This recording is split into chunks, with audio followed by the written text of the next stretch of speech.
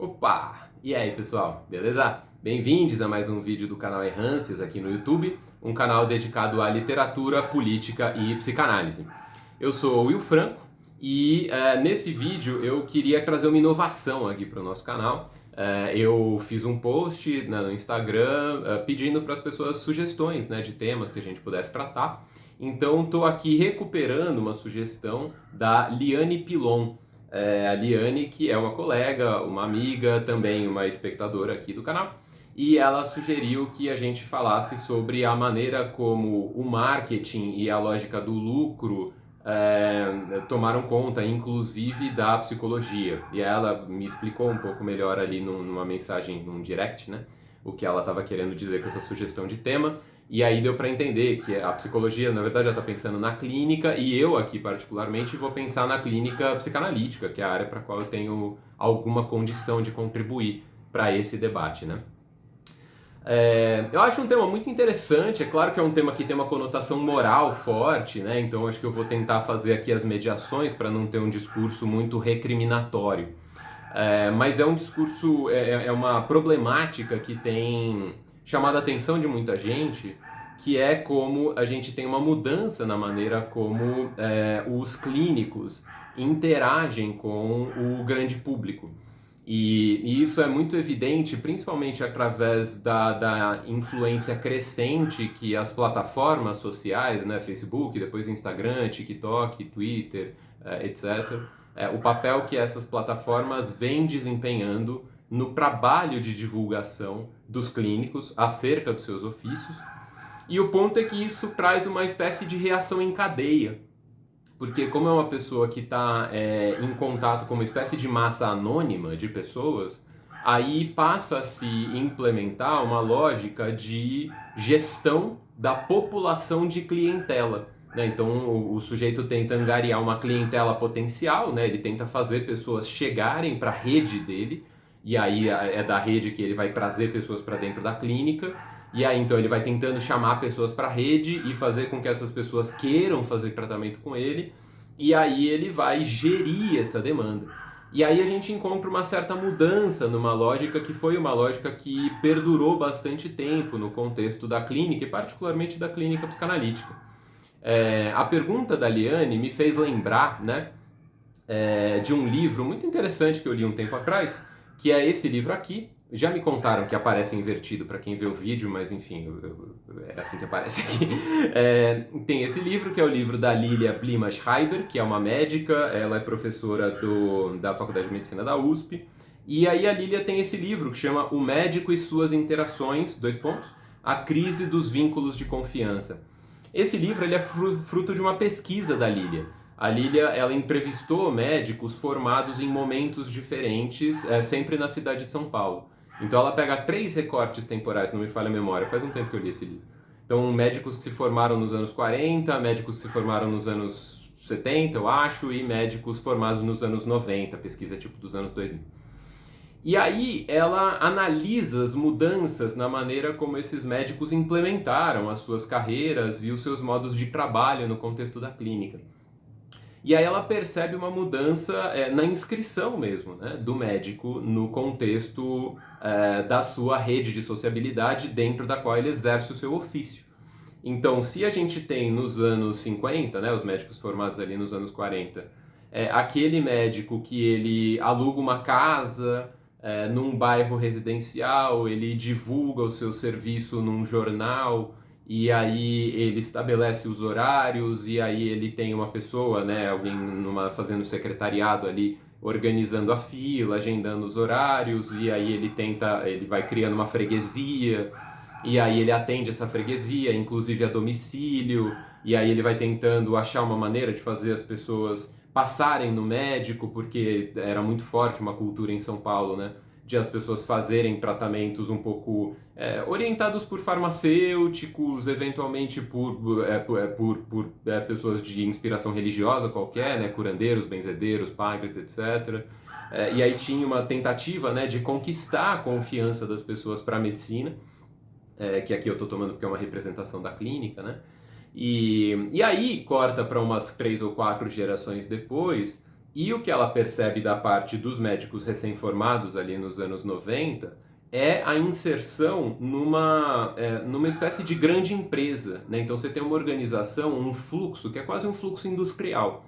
Então você tem aquele residente que começa a trabalhar na clínica de algum médico mais consolidado, e aí ele começa atendendo os convênios que remuneram pior o médico, e aí ele atende longas jornadas de atendimentos curtos, e aí ele vai fazendo aquelas jornadas até ele ser credenciado para atender em convênios que remuneram melhor. E aí, aos poucos, ele vai recebendo indicações de pacientes que atendem, que vão buscar ele, né, como um médico particular, e aí pagando os honorários que ele começa a cobrar. E aí ele estipula uma freguesia, e com isso ele vai conseguindo melhorar um pouco os honorários que ele cobra. E aí, eventualmente, ele consegue ter maior destaque, né, talvez montar uma clínica com parceiros, e num outro momento ele forma a própria clínica, ou ele está pensando nisso, né? E aí você tem uma lógica que ela tem muito mais recursos de gestão e ela usa muito mais tecnologia no sentido de que você tem um aparato muito maior no entorno do profissional, né, do clínico, e ele vai lançar mão dessa tecnologia para pleitear uma carreira. E essa carreira, portanto, ela vai indo um pouco mais longe, porque essa indústria, né, esse aparato tecnológico que ele reúne à própria volta, ele daria um impulso para ele acessar lugares que o médico ali dos anos 50 não tinha nenhuma condição de chegar, né? Tirando talvez 2 ou 3 médicos em Nova York, ou em Paris, ou em Londres, né? Não tinha muito isso de ser uma grande figura, de muito prestígio, e ser reconhecido na rua, e cobrar honorários gigantescos e tudo, né? Então a Lilia, ela conta essa história, é um livro interessante nesse sentido, ele é muito comprometido metodologicamente, então tem essa parte para quem gosta, para quem não gosta tem essa parte narrativa, que é muito legal também. Eu, por sorte minha, gosto das duas partes, né? E aí ela vai contando, então, dessas histórias desses médicos e de como eles viam a dinâmica das interações com o campo de sociabilidade dentro do qual ele se inscreve, a relação com os pacientes e tudo mais. E ela em particular está focando particularmente as crises de confiança, né? O dos vínculos de confiança, esse é o tema dela, mas ela acaba olhando para a maneira como o médico se inscreve na sociedade como um todo. E o ponto aqui, eu lembrei desse livro da Lília quando eu vi a pergunta da Liane, porque a gente tem uma lógica que em alguma medida permanece, né? Na verdade, a gente pode supor que esse problema que a Liane sugere que a gente enderece, ele é a extensão desse mesmo processo. Qual seja, a implementação de plataformas tecnológicas que conferem maior potência, maior alcance para a praxis individual do clínico, contanto que ele se submeta a protocolos que vão reger a eficiência desse mecanismo. Então ele entra num mecanismo. Eventualmente ele pode ter um grande cargo nesse mecanismo, né? Ele pode ser um CEO assim, né, nesse mecanismo. Mas isso depende de ele ir jogando o jogo, até que ele vire um grande personagem dentro do jogo. E aí entram as plataformas. Porque se a Lilia Schreiber fala, né, da entrada dos grandes planos de seguro e depois dos planos de saúde e como isso transformou a organização dos médicos enquanto empresas para conseguir, primeiro, resistir e, segundo, se ordenar em conformidade com essas instituições, né, remuneradoras, no contexto das plataformas, a gente tem uma lógica semelhante no sentido de que a sociabilidade que é regulada pelas plataformas, ela respeita regras muito específicas. É claro que você pode entrar em qualquer uma dessas plataformas sociais, né, no Instagram, num Twitch, num TikTok, e fazer o que você quiser. Né? Você pode, se você fizer absurdo o suficiente, você pode receber uma advertência, alguma coisa assim. Mas a rigor você pode fazer meio que qualquer coisa. Mas se você quiser que a sua produção tenha algum tipo de visibilidade, aí você tem que jogar o jogo. Então, a princípio, você pode fazer um cartão de visitas, né? Ah, olha, eu sou o Wilson, eu trabalho com psicologia, meu número é tal, né? Um papel, tira uma foto e posta no Instagram. Pode fazer isso? Pode. Qual é a chance disso dar certo no sentido de você atrair pessoas para ser atendidas por você? Nenhuma. Para isso funcionar, para você conseguir fazer a sua presença nas plataformas sociais, gerar algum tipo de movimentação que no fim das contas vai contribuir para você ter maior movimentação de pessoas no teu consultório, né? Você ter clientela, você ter pessoas que estão batendo na tua porta, você precisa produzir conteúdo de acordo com aquilo que as plataformas projetam. Aquele tipo de estética, aquele tipo de conteúdo, aquele tipo de comunicação, aquele tipo de textualidade que a plataforma favorece, né? Daí entra essa dinâmica de ir jogando o jogo. Então, assim como a profissão médica é transformada pelos planos de saúde, porque a rigor o plano de saúde não obrigou ninguém, né, a fazer esse tipo de adaptação que a comunidade médica fez. A comunidade médica fez porque ela precisava fazer para aderir a essa dinâmica que foi passando a regular o campo da oferta de serviços de saúde. Os planos de saúde, né? Primeiro as seguradoras e depois os planos de saúde. No contexto das plataformas sociais, você tem uma mudança semelhante acontecendo. Se nos anos 90 era possível um clínico ir consolidando a própria clínica a partir do boca a boca ou se cadastrando em um ou outro serviço de encaminhamento que fazia com que ele atendesse pessoas que pagavam valores relativamente pequenos dentro das pretensões dele, mas ele vai dando um movimento, e aí ele vai ocupando consultório, ele vai falando do trabalho dele com colegas, e aí ele vai passando a ser bem visto, e ele vai recebendo indicações de pessoas que eventualmente pagam melhor, e aí ele faz isso, né, que eu costumo chamar de rede quente, que é essa rede de indicações pessoais, né, para aquela pessoa em particular. Isso poderia acontecer nos anos 90 de maneira relativamente trivial. Nos anos 2020, aquele profissional, né, aquele clínico recém-ingressante no campo, tem muito pouca chance de conseguir constituir uma clínica usando esses mesmos recursos. Por quê? Porque as condições de remuneração das clínicas de convênio, por exemplo, ou dos serviços de encaminhamento, as condições precarizaram muito, então é insustentável você depender disso, mesmo num primeiro momento.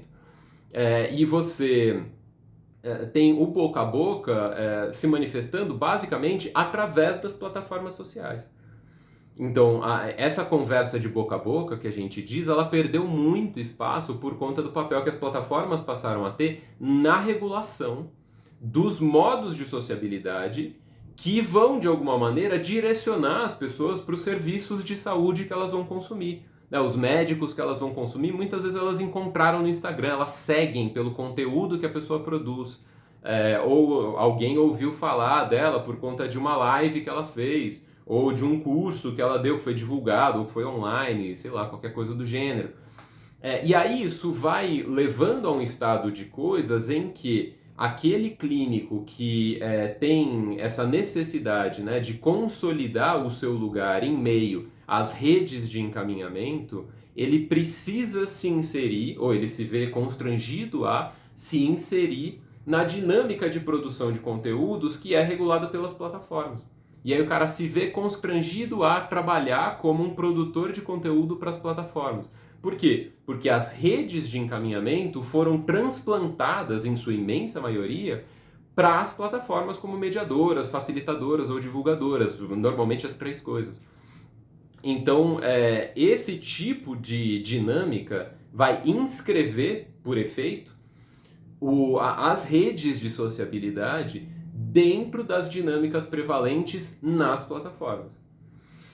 E isso entra num processo mais amplo, e aí a gente pega os dois arcos, né? O arco da Lilia Schreiber, que vai ali dos anos 40 até os anos 90, e esse arco que eu estou sugerindo dos anos 90 até os dias de hoje, que é um declínio da visibilidade dessa compreensão do ofício do clínico como um ofício que envolve algum tipo de devoção, o clínico que trabalha como clínico porque ele acredita naquilo, ou o clínico que vai fazer aquilo por conta de algum tipo de imperativo ético, assim, pessoal, corporativo, no fim das contas tanto faz. Esse aspecto que tem a ver com a clínica enquanto devoção. Tem um certo desprestígio disso em contraste com essa dimensão, que talvez possa ser uma espécie de ética no sentido muito genérico do termo, essa dinâmica de regulação da sociabilidade via plataformas. Porque as plataformas não têm só a ver com o conteúdo e com a estética, elas acabam afetando também o conteúdo e a própria sociabilidade, a maneira como a sociabilidade se dá. Então, eu entendo que esse problema que a Liane aponta, né, que é como a lógica do lucro e a lógica do marketing acabaram dominando inclusive o campo da clínica, eu acho que tem a ver com uma transformação nos regimes de sociabilidade no mundo que a gente vive, que eles reordenam os escalonamentos de prioridade em função de uma dada hegemonia que a plataformização assumiu na nossa sociedade contemporânea. Esse é um caminho muito complexo, né? As pessoas poderiam dizer, pô, mas por que você não fala que as pessoas ficaram sacanas, que as pessoas hoje em dia só são pautadas pelo lucro? Porque isso é um julgamento estritamente moral e individualizante. Quando a gente olha desse jeito, a gente dá a entender que tem as pessoas boas, que fazem clínica por conta da sua grandeza moral, pessoal, e você tem os salafrários e os charlatães que estão querendo ficar ricos o quanto antes. E o lance é que eu entendo que o regime de sociabilidade se transformou na nossa sociabilidade, na nossa sociedade, de tal forma que essa lógica do lucro ela passou a permear os modos de instalação da clínica. Quando a pessoa pensa na clínica, ela se vê ali comprando o conjunto de PDF de um Instagrammer qualquer que dá live sobre o começo da clínica. E aí ela se vê pensando sobre como ela tem que deixar de receber pessoas que pagam pouco e começar a receber gente que paga mais. E aí ela vê alguma coisa sobre algum tipo de dinâmica dos marcadores sociais da diferença que ajudam a entender por que para ela é tão difícil. Porque ela é negra, porque ela é mulher, porque ela é trans, porque ela é periférica, porque ela vem de uma universidade menos prestigiosa, seja o que for. E aí isso vai convidando ela a afirmar isso, e isso faz a rede dela crescer, e aí isso pode oferecer uma oportunidade para ela criar uma clínica, por assim dizer. O que eu estou querendo dizer aqui? Sem julgamento de um caminho ou de outro, o que acaba acontecendo é que, em função dos regimes de sociabilidade na nossa sociedade contemporânea, essa dinâmica que inclui o marketing e que inclui uma certa financiarização dos modos através dos quais as pessoas se encontram ou se desencontram, esses elementos acabam pautando um tanto a forma como a clínica se inscreve na sociedade em geral. Isso, é claro, traz problemas, né? A pergunta da Liane, ela indica uma preocupação da parte da Liane com uma lógica ruim, né, que estaria permeando os encontros. E eu concordo que é muito problemático se a gente perde de vista essa dimensão da ética, da singularidade do encontro clínico, numa dinâmica diferente dessa dinâmica das grandes gestões de populações de seguidores, né? E quais conteúdos te sobem na rede, quais conteúdos te flopam nas redes. Então a gente conseguir achar maneiras de compatibilizar esses aspectos certamente é importante. E eu entendo que as plataformas, com 1000 problemas que elas têm, do ponto de vista da sociabilidade que elas favorecem, elas abriram perspectiva de acesso para pessoas que estavam historicamente alijadas e que não teriam conseguido constituir as próprias clínicas. Então, uma pessoa que mora no interior de Minas Gerais e fez uma faculdade online na Anhanguera e conseguiu ali fazer o corre, né, fazendo um monte de curso e não sei o que, e se vende no Instagram e consegue produzir um trabalho diferente das pessoas que vêm dos mesmos grandes centros de sempre, produzindo o mesmo conteúdo de sempre. Então tem uma possibilidade de transformação que vem através da plataformização, que em alguma medida pode enriquecer o campo de possibilidades. Então nem tudo são problemas, é isso que eu estou querendo dizer. Acho que todo o desafio aqui é a gente conseguir conciliar essa gestão de carreira que vem da assunção da lógica das plataformas com uma carreira que o sujeito faz a próprio título. Porque, né, enfim, não se enganem, todo mundo que produz conteúdo nas redes, eu inclusive com esse meu canal no YouTube, trabalha para as redes e respeita as regras dessas redes, dessas plataformas. E isso traz consequências. Então, eu tenho um certo trabalho de resistência para não entrar nessa dinâmica de produza X stories por semana, produza um post por não sei o quê, bota tal colorido, bota tal coisa, bota musiquinha, faz uma dança, bota uma foto sua, escreve um texto bacana, bota hashtag, faz não sei o quê, abre caixa de perguntas. Essas coisas vão chegando até você e elas te constrangem. Subjetivamente que eu digo, né? Ninguém aponta uma arma na minha cara e falou: você faz uma caixa de pergunta ou a gente bane tua conta do Instagram. Mas a pressão se faz através de outros mecanismos. E é claro, as pessoas que estão começando a carreira são mais vulneráveis. Então esses mecanismos de constrangimento, eles pressionam mais. E aí isso só aumenta a importância dessa questão que eu estou levantando, né? Que é de você conseguir articular os regimes de sociabilidade hegemônicos no nosso tempo e meio, esses que, como eu digo, são muito influenciados pela plataformização da sociabilidade. Então, a gente conseguir articular os regimes de sociabilidade hegemônicos, por um lado, com os nossos interesses e convicções do ponto de vista do tipo de pessoa, de cidadão, de sujeito, de clínico que a gente quer ser. A gente não perder isso de vista.